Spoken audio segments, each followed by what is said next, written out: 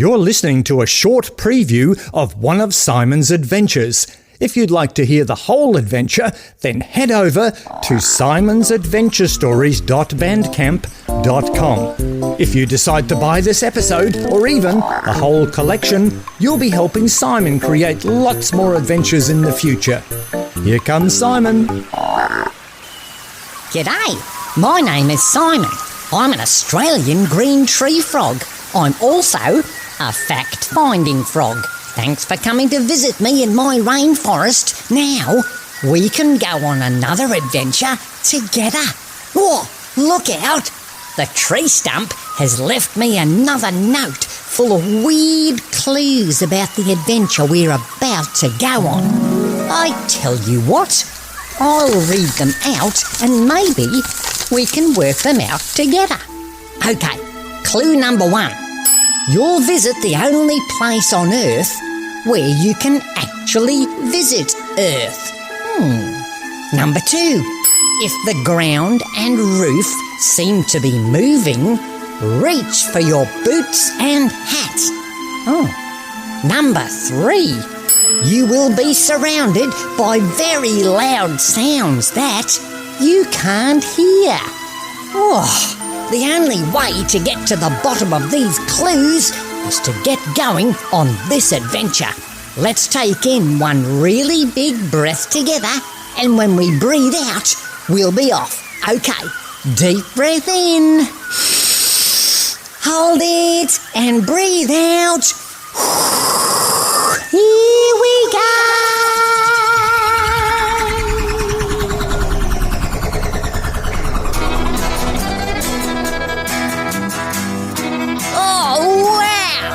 This is going to be a totally terrific adventure, and you'll know just what I mean quite soon. We're standing on a long dirt track that runs through some scrubland. Can you see those long shadows on the ground? Long shadows tell us it's either late in the afternoon or early in the morning. I'm guessing afternoon, because mornings would be a bit cooler. This is so excellent, because we've never, ever been to this country before. This state is super famous for saying that everything is bigger here. Oh yeah, I bet that groovy boot-skinking music has made it easy for you. Yee-ha, partner. You've worked it out now, haven't you? Yep, we are definitely in Texas, in America. And how's this for a mind bender? They actually have a town here called Earth. Hang on a minute. That's the first clue from the tree stump. The only place on Earth where you can visit Earth. Oh, what a great start. 1 clue down, 2 to go. Now, of course, being ginormous, Texas isn't happy with one state animal. It has 3 of them. But we're only looking for the one that can fly. It's been around for over 50 million years. So yeah, it's as old as the dinosaur. But much better at surviving because it's still here. It likes to hang about in caves during the day, but I'm not sure where to start looking. The tree stump didn't give me a map. We really could use some help from someone who knows their way around here. Check it out. This dirt track stretches so far ahead of us, it looks like it touches the horizon. Can you see all the dust that's being stirred up on it? Someone is headed this way, but not in a car. They're riding a horse at full speed. Holy cannoli and Jiminy Cricket!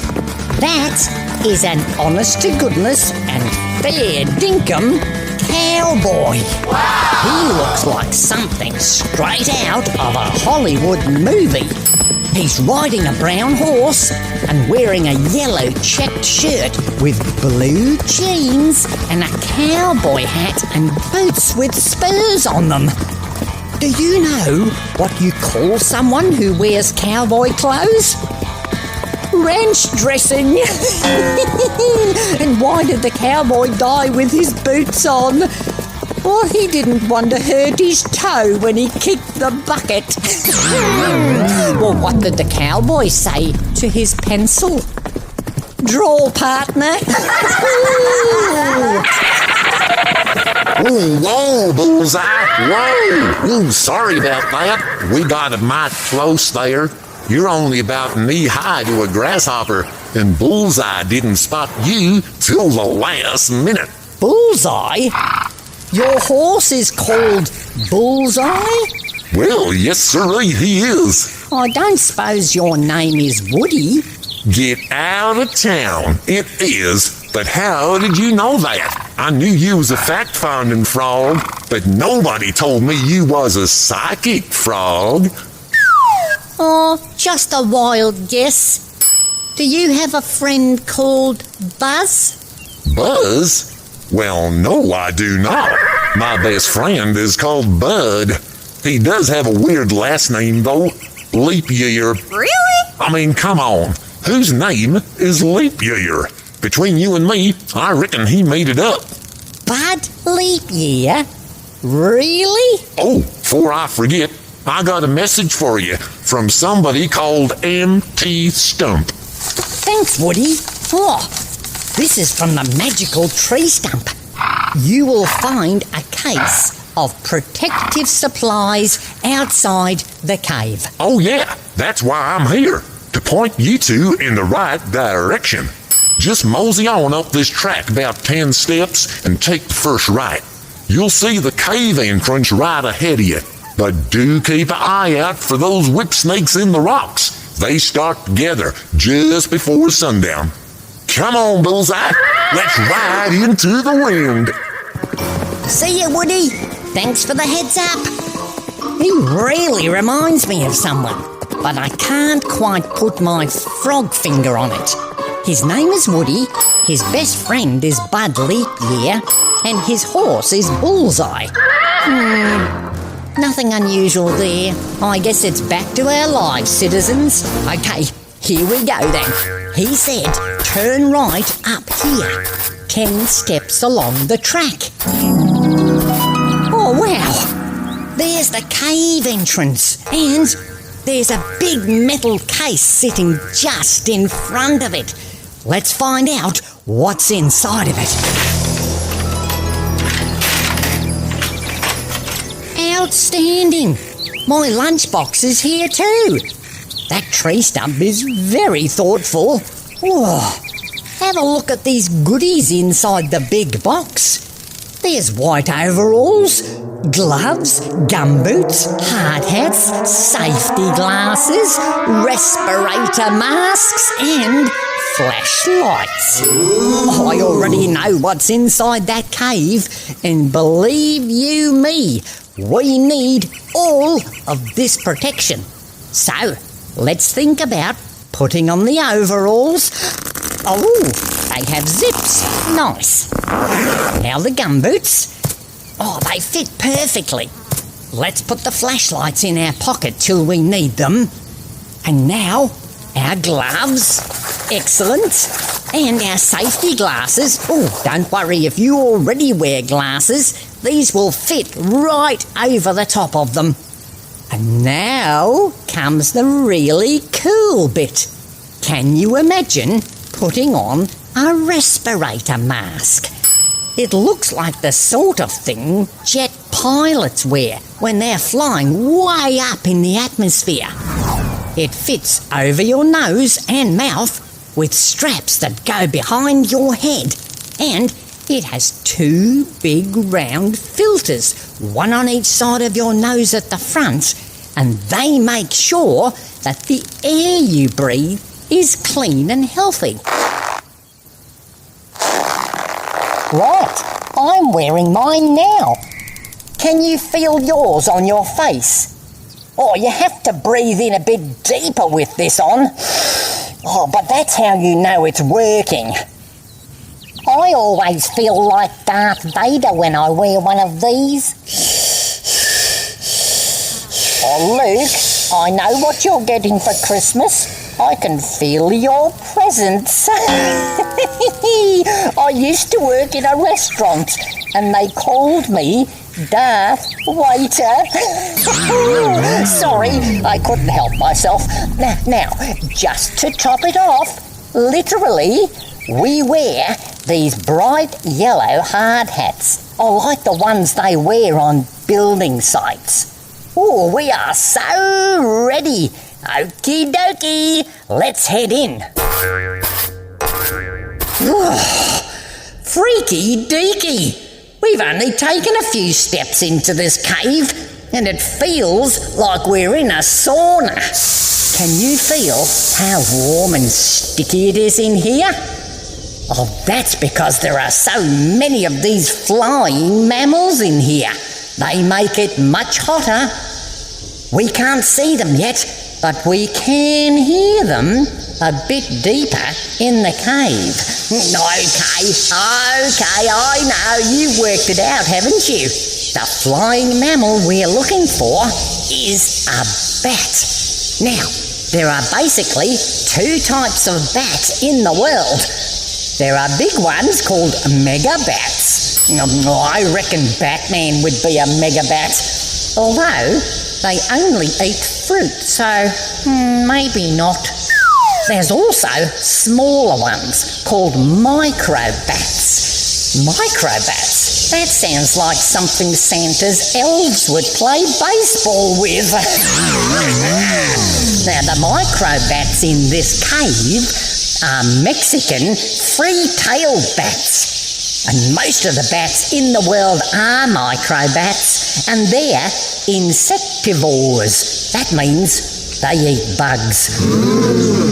So, how many bats do you reckon live in here? 1,000? No, more. 10,000? No, more. 100,000? Nah, not even close. There are at least 2 million bats plus their babies. I'm serious. Wow! There are 2 million bats just in this cave, and that's why it's so warm. There's a lot of little bodies, and there's no air conditioning. Okay, time to get our flashlights out and turn them on. I suppose I should have checked the batteries before we came in. Do you know, someone stole my flashlight once. I wasn't annoyed, I was delighted. I always try to carry a flashlight. It helps me to look on the bright side. Oh, do you know what the dead battery said to the policeman? Feel free to charge me. And I did fall asleep on my battery charger once. I think it was a power nap. Oh no, that's the gross alert sound. That means I'm going to tell you something unbelievably gross about bats. So, now's the time to stick your fingers in your ears if you'd rather not know. Actually, there are so many gross things in this cave, you might want to leave them in your ears for a while. The whole floor of this cave is made of bat poo, and we're standing in it. No! It's called guano, and this guano is about 10 meters deep. It sounds gross, all right, but it does make an excellent fertilizer. During the winter, people bring gigantic vacuum cleaners in here to suck up the poo, put it in bags, and sell it. There's no bats in here during the winter because they fly south to Mexico, where it's much warmer. Ay, caramba! These bats really know how to live. Okay, now just imagine turning on your flashlight. Oh, nice. The bulb's in these. That's the end of the preview. Remember, you can check out the whole adventure at simonsadventurestories.bandcamp.com. Thanks for listening.